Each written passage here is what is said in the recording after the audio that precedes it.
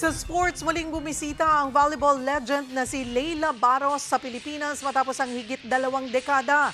Para ito sa FIVB Women's World Championships. Para bigyan ng mukha ang balita, Mobile Journal, Ray Vicente. May nagbabalik. Pagkatapos ng 2 dekada, andito na si Brazilian volleyball star na si Leila Barros. Vocês não sabem a alegria, o quanto que estou resgatando boas memórias com todos vocês.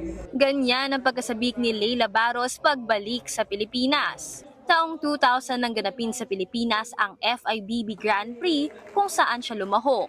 2004 naman, bumalik siya para sa Samsung World Grand Prix.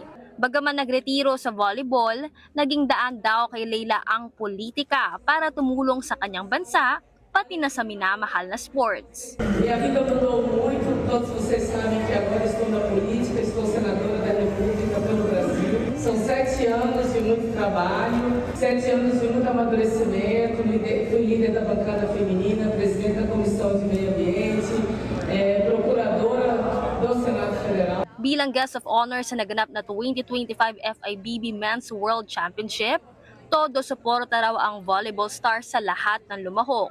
Sinabi na rin kahapon ni Leila kasama si FIVB President Fabio Azevedo na ang Pilipinas ang magiging host para sa 2029 FIVB Women's World Championship.